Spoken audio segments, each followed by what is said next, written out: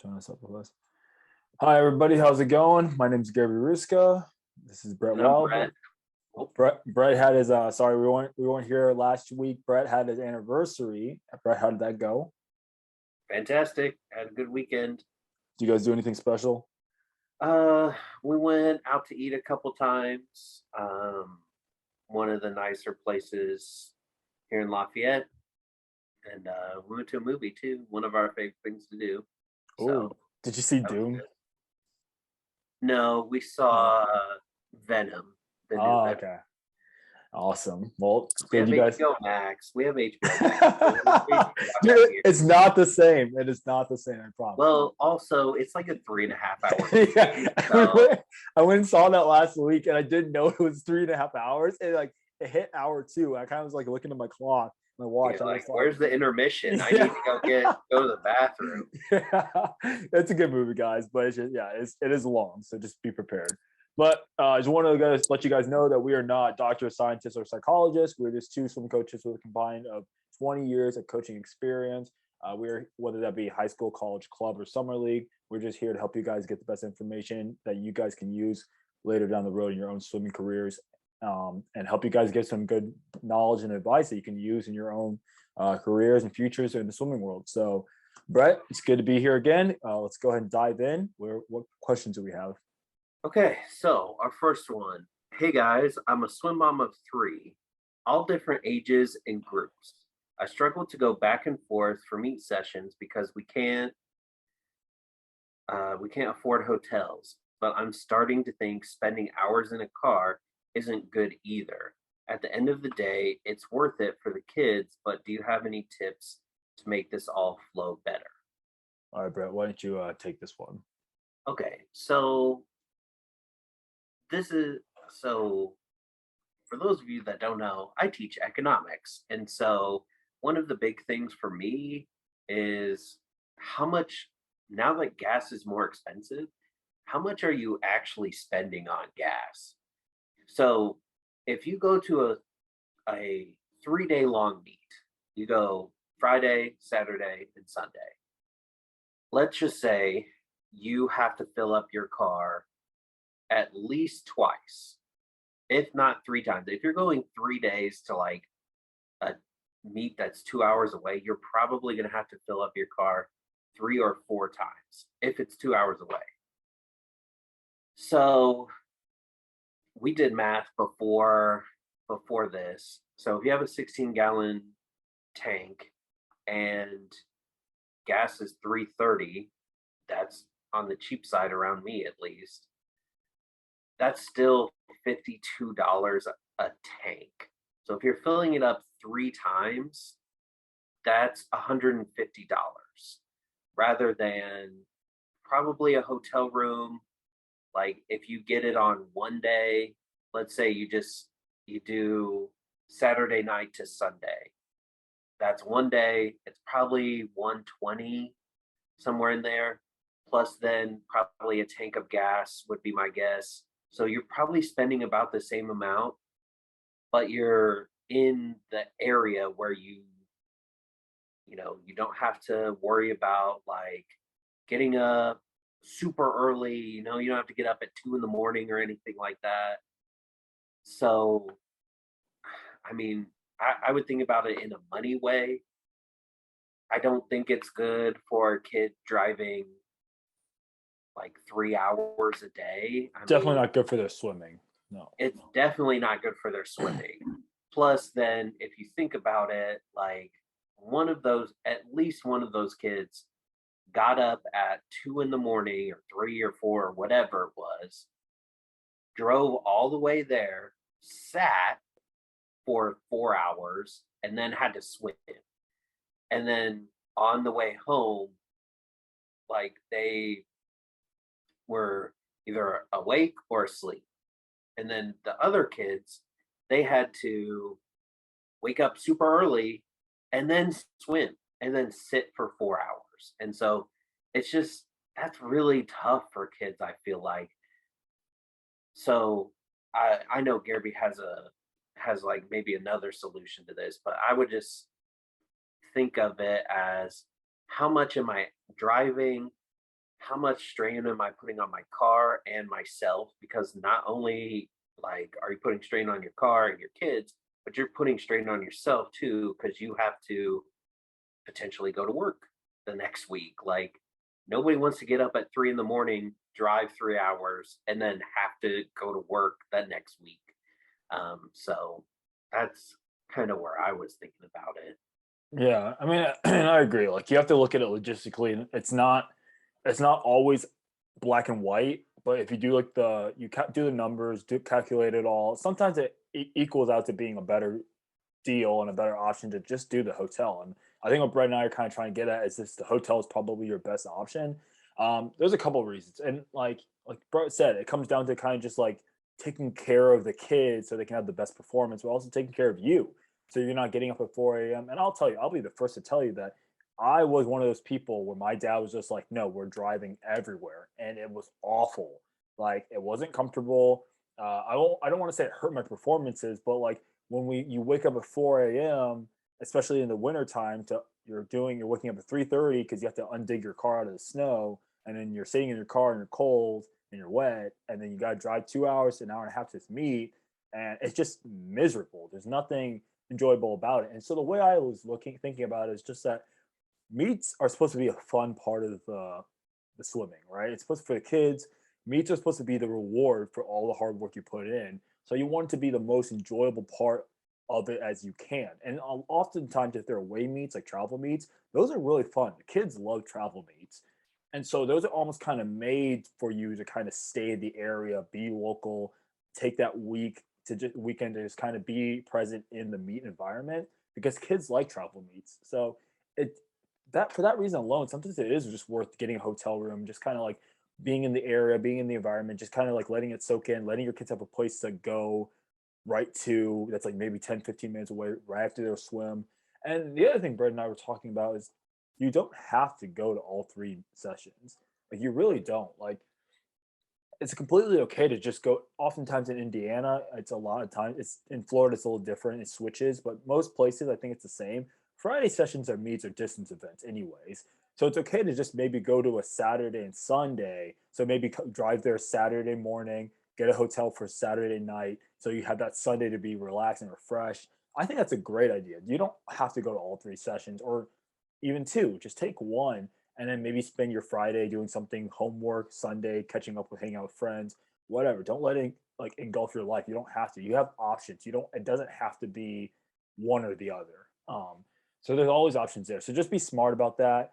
And I think my other thing is, Brett and I didn't really talk about this, but maybe talk to the kids. Ask them what you think, what they might want to do. Lay out the options and just be like, look, pick what you guys want to do. Do you want to go to all sessions? Because you shouldn't be making them go to all sessions if they don't want to, anyways. So kind of just talk to them about it. See what the best outlet is for them and what works best for you as a parent when it comes to your sanity, because that does matter. But yeah, and then go from there. Yeah. So the while Gary was talking, I was thinking of this because I was thinking of gas and just the hotel in general for money wise because they said they couldn't afford it. So I was thinking of it as money.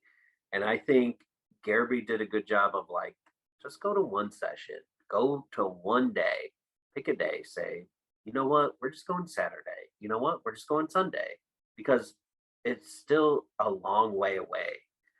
So while you were talking about that, I was thinking of the food situation because let's just say it's four. So you have three kids plus you, plus husband, maybe, or whoever comes with you. Maybe it's just four of you. That's still a lot of food um, to like have to get. And now that I'm talking about it, you probably have to get food on your way there. You probably have to get food on your way home every day. What you could do, and Gary and I have done this, where we just like go grocery shopping while we're there, and it saves us. It's gonna save you money. It's gonna save you from getting bad stuff for the kids. Like I'm not gonna lie, McDonald's is really bad for your kids to have during the swim meet weekend. I know that's fast and easy, but it's not good for you. So No McDonald's. yeah, so or Pizza Hut or Burger King or any, it's just one of those like if you go, or you could even pack a cooler and just have like, you know, have a loaf of bread, have peanut butter and jelly in there, have some lunch meat in there, have a thing of fruit in there, like a tray of fruit, like have a veggie tray in there. Those are things you can pack that are going to be cheaper in the long run than and better for your kids than trying to, go out to eat every single night. Yeah. So that's what I was thinking. Um, so, all right, you ready for the next question? Yeah. What's the next question? How do you know when you're truly burnt out from swimming? Hating morning practices and long meets isn't really enough. I can tell I'm getting there, but I need a bigger sign. Why don't you take this one first?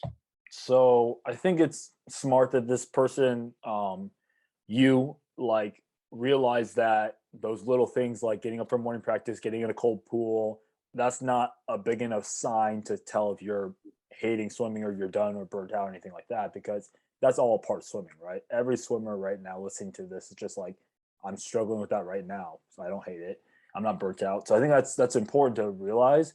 Now, I think it's definitely hard to tell like if you're getting burnt out from swimming, because sports are such an ongoing grind, and you get in such a routine that it's really always hard to kind of figure out if you're really loving it or really hating it. Well, not really loving it, but really hating it, because there are a lot more lows in sports, I think, than there are highs. But I think it just comes down to, man, like, if there's not anything that you can be happy about, um, then that might be a sign. And the biggest sign that I can think of when I was listening to this question was that if you don't have any goals and there's nothing you can sit and get excited about, then that might be the biggest sign. I don't think anything else, like, like you said, the pool getting cold or going to morning practice, I don't think that's really a big enough thing. I think to truly say you're getting burnt out from the sport is when you're getting to the point where you're just like, look, I can't think of anything that's exciting me right now. And like, let's say you get a best time too, and everyone's excited for you, your coach is excited for you, and you're just like, yeah, it's whatever, like, so I think when you get to that point where you don't have any goals, you're not really like super invested into it anymore. Maybe like you used to have goal meetings with your coach all the time, and you started to like not keep them updated on your goals. Maybe like you and your teammates used to go out for all these like team dinners, and you stopped showing up. It's just like that stuff. Maybe you're taking like a step back from the swim world, and you're starting to slowly get into another world. That's also a really big sign that you might be kind of getting burnt out. And I know that sounds really ridiculous because that's all social, but in a world where swimming is such a bubble with everything, like everyone who's in the swim world is such a bubble from the outside world. If you are taking a step outside of that bubble, that does say a lot. So, Brett, what do you think? Yeah, I agree with everything you just said. I would add, like, especially what you said at the end, like, am I not being social with my teammates anymore? Am I not enjoying anything that's going on with my team at all? Like like you said, morning practice and long meets are tough because nobody really likes them. There's not one person that says, you know what I want to do on a Thursday morning? I want to get up and I want to get up at 4:30, clean my car off because it's snowing, drive to school, get in a pool at 5:15 or 5 o'clock, and swim for an hour and a half. There's nobody in the world that says that is what my life needs to be. And your coaches, as much as your coaches will lie to you too. They don't want to get up that early either, but they know that's what is like the best thing. And so, like, nobody likes long swim meets either. Everybody's tired at the end of them. I just, like Gary said, if there is nothing interesting for you anymore or exciting or anything, like you are not interested in doing anything with your teammates, then yes, maybe you're looking at burnout. And like, if it is to the point of you being miserable, then yes, that's probably burnout. But if it's just like, man, I don't want to do that, or I don't want to go here, or I got this long weekend, I want to do that, that's kind of just normal, I think. And I In think my opinion. I think honestly, like the easiest way you can figure it out pretty quick is literally just sitting and asking yourself a very basic question.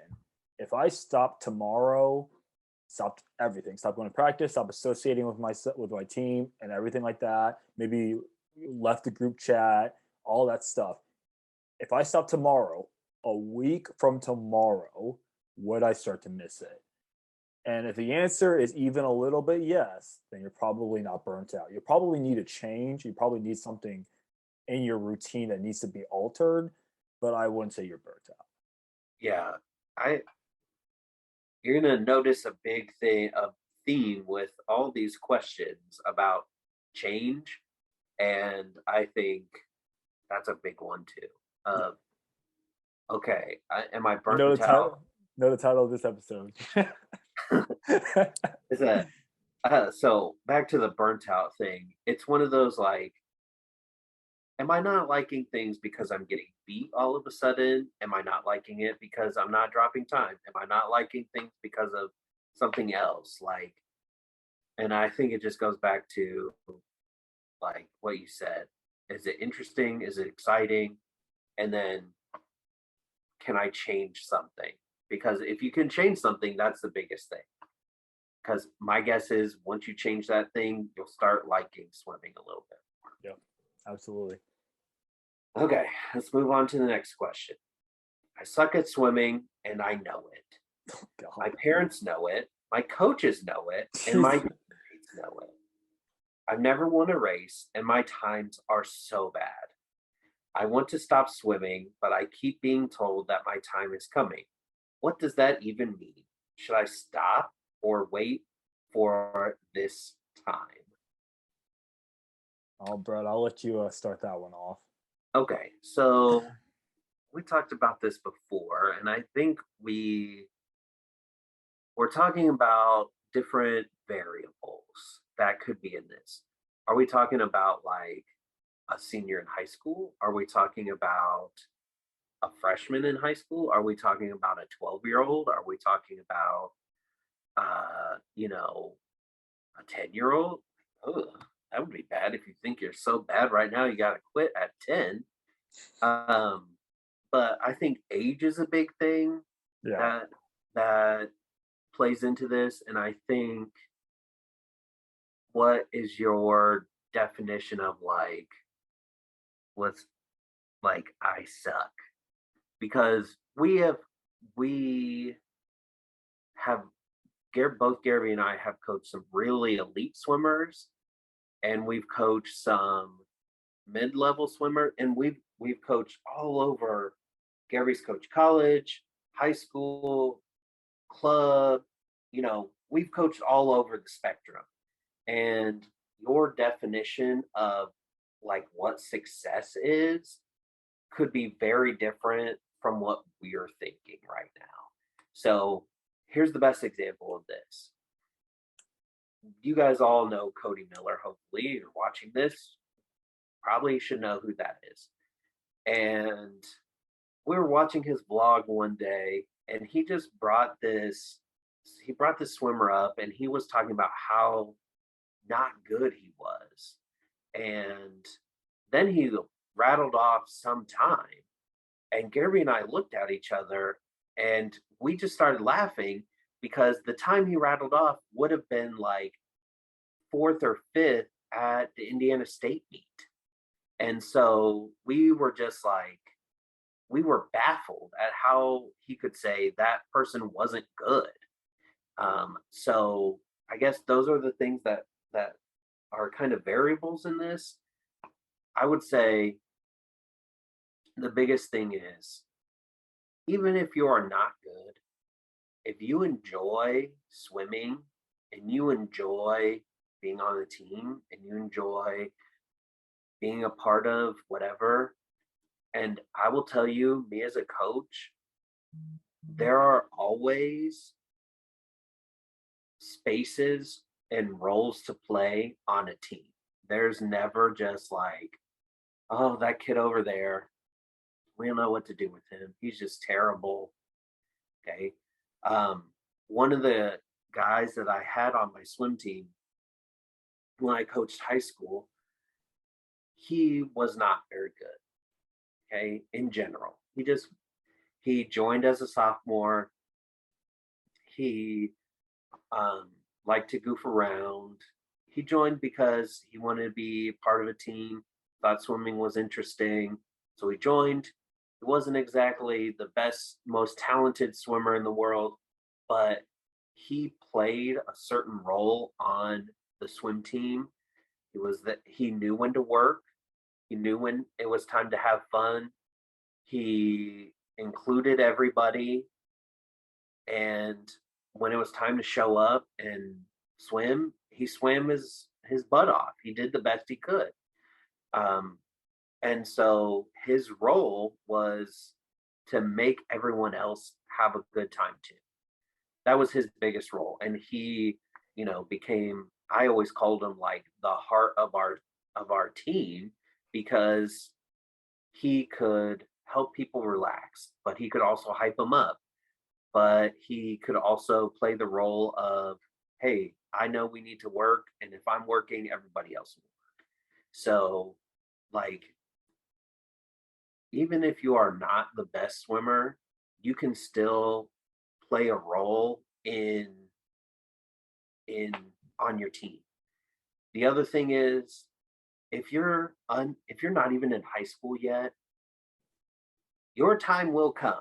As much as that's not a fun thing to say, but like, if you're under the age of 13, like, you haven't gone through adolescence yet, um, like, people get muscles at different times, they grow at different times, you know, all of a sudden you might find out that you work really, like, you are actually good at a different stroke, or you're actually good at a different distance, or something like that. And that's just You that's hit like puberty. a mindset thing. Well, yeah, puberty is a great uh like great equalizer, in my opinion, of at least male swimmers, where all of a sudden it's like, yeah, I grew 6 inches over the summer, and now I have all these muscles, and now I'm fast.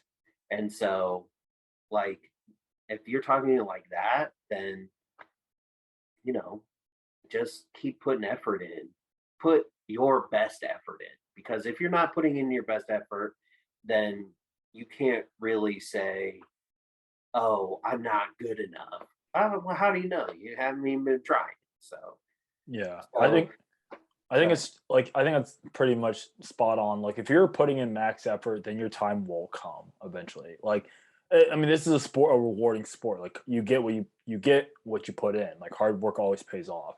And I think the other thing I would say after listening is just that you don't ever want to compare yourself in the sport or any racing sport really based off of how many wins and losses you have, whether that be especially in practices, but definitely at meets. Like you never want to do that because you can't control you gotta control your controllables and you can't control the uncontrollables. And the uncontrollables are oftentimes just people are a lot faster. People, maybe you're swimming bigger teams, maybe you're swimming like state level teams, like maybe you're it's just like so don't ever base your success off of wins and losses in racing sports. Personally, that's just what I always think. And then the other thing I would kind of think about, think about it this way. Think about success this way. Like success should never be a standard that you should get told to live up to. Meaning like success should never be something that someone tells you you have to it's up here and you have to live up to this to achieve it. Success should always just be based off of your own goals and accomplishing them along the way. And like let's say you lay out 10 goals throughout the season, you accomplish all 10 of them, then that's success. Like you were successful. You were successful in step 1, goal 1, goal 2, goal 3, all the way to 10. That's success. success isn't just your dad said like, hey, if you want to be really good and successful, you got to make a state cut, and then you fell short. That's not success. That's like a standard. That's like that's a standard they put on you, right? And so if people are telling you, hey, you're not good because you haven't been winning all these meets or these races, then that's not you not being successful. That's their interpretation of what your success should be. And those are completely two different things. So I would just think about those things for sure. Make sure that you're not comparing or not listening to other people's things. Make your own goals, man, and then follow them, man or woman, like whatever. Just make your own goals, follow them, and be happy with the process. Because, like I said, if it doesn't matter if you're getting beat at meet. It really doesn't. Like Brett said, as long as you're trying really hard and putting your effort in, it will pay off. We have seen some of the worst swimmers put so much work in, and after 2 years, become some of the better swimmers on the team pretty easily. So Yeah.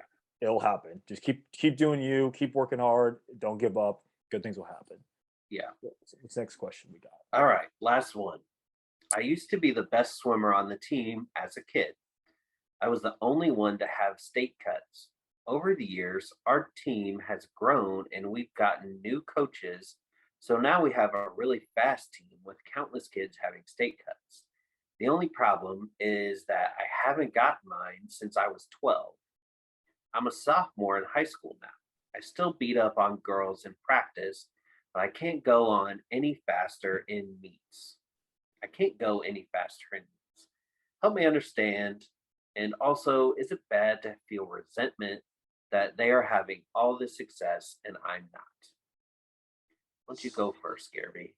So if you haven't improved since you were 12 to being a sophomore, so that's like 3 to 4 Well, she didn't say not improved. She Well, said didn't make a state cut since I was 12. okay. So you haven't made a state cut since you were 12, so that's like what 3 to 4 years. So my first thing I have to say is just that I don't know what state you swim in, but a lot like in Florida, it is a huge jump from age group times to like senior times, and same with Indiana. Like it's just a huge jump. So you might not be the only person struggling with that, where it's just like I used to be really good because it's a 10 and under, your cuts were just like eh. But now you have to be like super, super actually good to get these cuts. Not saying you're not super good, but sometimes in some states it's like the cuts go from that. Now my other thing is just that though it sounds like you just need change. Like think about it. It's been 3 years, 3 4 years since you've accomplished that, and you said that you're still beating up on all these kids who have cuts now that you don't, and you just can't put the pieces together at the meets. To me, it just sounds like you need change. It sounds like you need something different. And I know you said you got a new coach when you were younger, and he helped bring in all these kids and they got faster, but it doesn't change the fact that maybe you're still attacking practices the same way you did as a 12-year-old, right? Maybe you're still putting the same amount of energy into it. Maybe, and the way I put it, Brett and I talked about this a while ago, is like if you have a set of like 10 100s and they're like, let's say you're 2 minutes and you're supposed to go as fast as you can, some people oftentimes will like kind of build the set, or they'll save their energy so they can like survive the last couple, or so they don't die throughout after number three. Are you doing that kind of stuff, right? Like it just all comes down to like you have to make sure you're doing stuff differently. And I mean, I don't want to be a person that tells you you need to go find a new coach, find a new club, or find a new training group, or ask one of the other assistant coaches to be in their group or whatever. But it just sounds like you need to do something different, especially because you said that it happened around the ages of 12 to sophomore. Those are the ages where girls' bodies change the most, is from like that 12-year-old age to like the beginning of high school.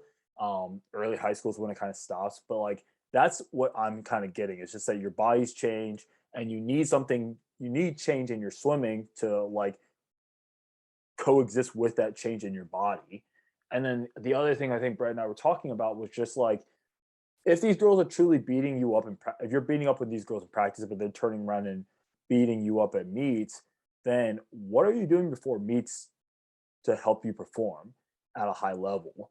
Because are you getting McDonald's before your meets, right? Are you getting enough sleep, or are you staying up at night stressing about this? Are you getting your homework done so you can go to practice and perform at a high level? Like it's all those little things that they could be doing differently, that might play into it. Brett, what do you think? Yeah. So Gary brought up something good that I didn't even think of. So in Indiana, we have we have 10 and undercut, which for girls is faster than boys. And then we have an 11-12 cut, which is kind of a jump. It's like a normal jump in my opinion from 10 and under state cut to 11-12 state cut.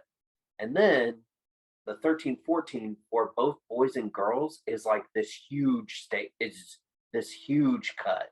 Yeah. And so and then the state standard for like seniors, so anyone 15 and over is uh, is like just right around the 13-14 cut. And so like that's a big jump from 12 to 15. That's a big chunk, at least in Indiana. I don't know I would assume that's how it is in other states because usually people mature about the same time and everywhere. So getting a change would be a good thing. You have to measure how much better are you getting. Like, yes, those other I assume you're a girl and they're girls. So I assume the other girls are getting better. Maybe that's because you're training so hard at practice and they're just like, well, we got to try to keep up. Like, Yeah. the other thing, and Gary brought this up, of how are you attacking practice? Where are you attacking practice where you are basically sprinting warm up? Are you not doing the drills right? I don't know how anybody else does their practice, but the way we do practice is we do like a tiny bit of where you just swim to get your muscles warmed up. And then we do some kind of set. Usually drills are thrown in there and built up to getting ready to go fast. And then we do all the fast stuff kind of at the end, maybe some drill work thrown in as recovery. But are you like sprinting the drill work? Are you not working on any drills? Um, have you changed your stroke any times? Like lately? Have you just had the same stroke as a 12-year-old that you do now? Because that's also not good. Like if you're sprinting everything, or the other thing you could be doing is you're just being in a comfort zone during that time. So let's say like what we said before, 10-100s on 2 minutes or whatever, and you're supposed to be going as fast as possible, and your fastest time is like a 00, and you're going like 130s, and maybe those other girls aren't Yeah. doing as well either or something like that. Like that's not really, or even you're doing 115s or 110s or something like that, and they're just going like, let's say you do them on 110 and they're coming in on like 113. Yeah. Like, okay, you're beating them and you're kind of beating up on them, but like you're not, and they aren't either, but you're not going anywhere near your fastest time. Like you need to pick up the pace. Yeah. So It's not. it's one of those like, what are you actually attacking? Are you attacking everything else and just trying to make it? Or are you actually attacking what you're supposed to be attacking at practice? I think that's a big thing for me, because I've seen a lot of kids try to just do everything as fast as they can. Well, the drill part is supposed to be where you think about your stroke, and then we implement that stuff. Um, Yeah. so I kind of like how I kind of like where you're going there, kind of taking like a deep dive, like really detailed analysis into the training part, because I think that could be a huge part of what's happening. Because there's two things I was thinking about when Bro was talking. One, if you really are like, it sounds like you're really talented, right? So there's two problems though with being really talented. One, you could be truly what you said, beating up on these kids to the point where Brett said you could be kind of complacent in your sets where you're like, okay, we're doing 100s and I'm holding, 115s, but everybody else is holding 125s, right? Well, at that point, you need to be like this. I got to start holding like 110, 105s or something like that. Like you got to kind of just find a different way to distance yourself and kind of do that because like yes, like you said, like if you're beating up on them, that's great and all, but like how are you beating up on them? Yeah. And then like it gets back to like what if you guys are doing a fastest averages or fastest threshold kind of set?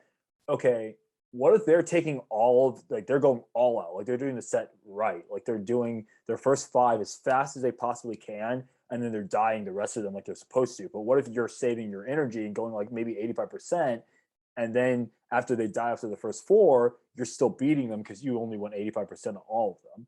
So that's also another thing. It's always like, yeah, it just depends on how you're really attacking those practices.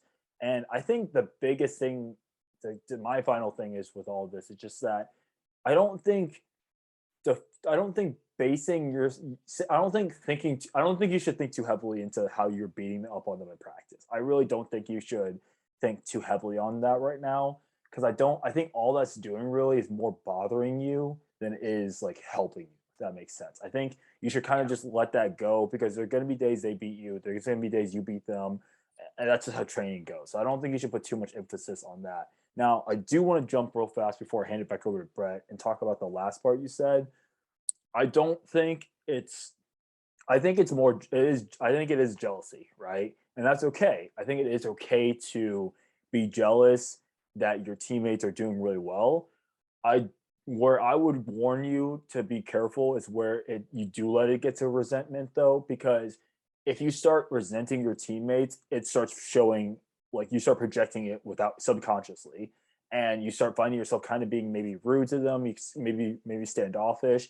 And the last thing you want to do is be rude to your team just because they're accomplishing their goals, because they're doing what you want to do.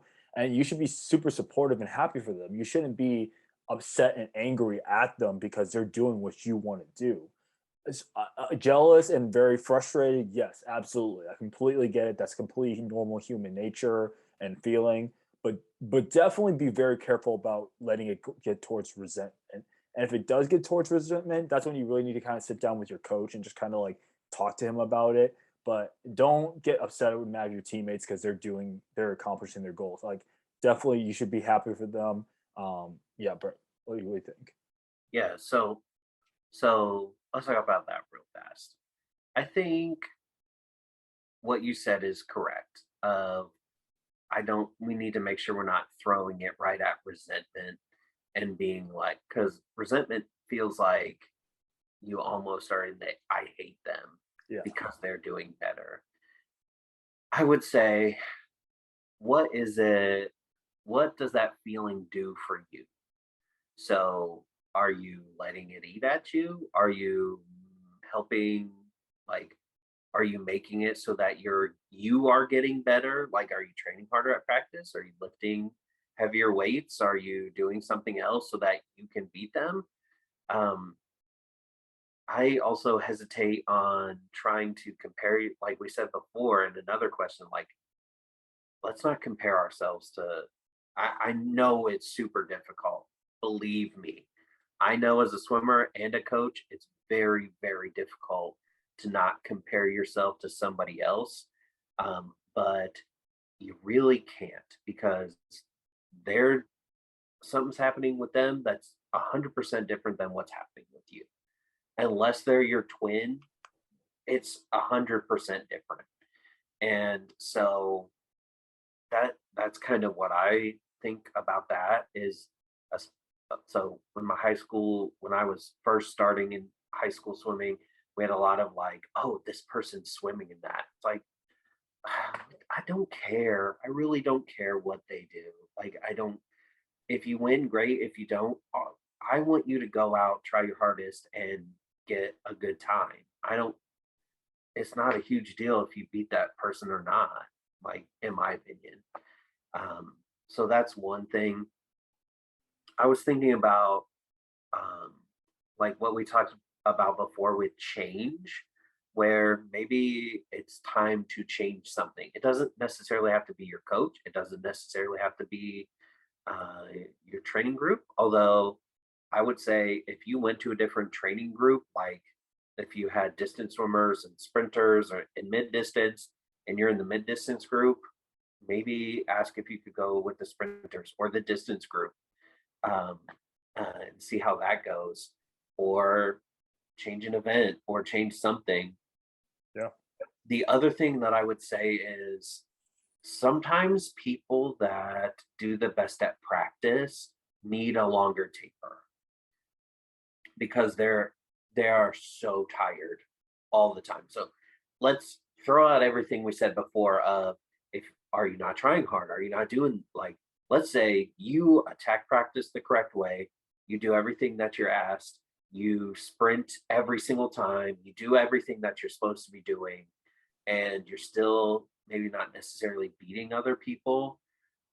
I would say ask your coach if you could do a longer taper, or sometimes with distance people, I don't know if you're distance or not, but sometimes with distance people, they need more yardage, like during taper.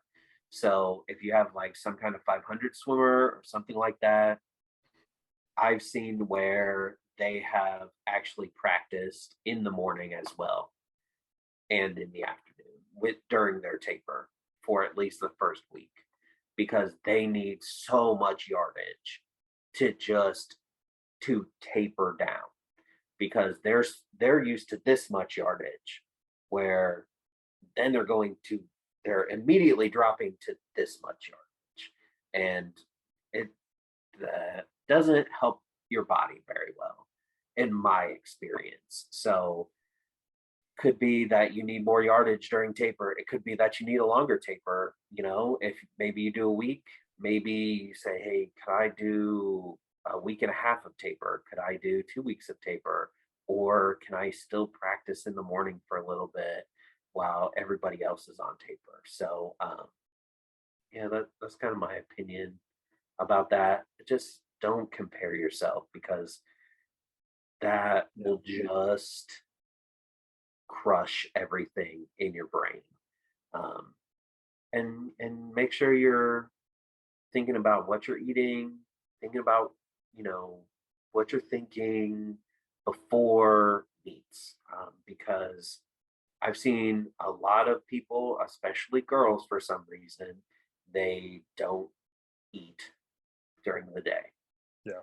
Um, I've had people, I've had a girl that comes up and just says, I don't feel very well. Okay, well, what'd you eat during the day? Half a bottle of this little Gatorade.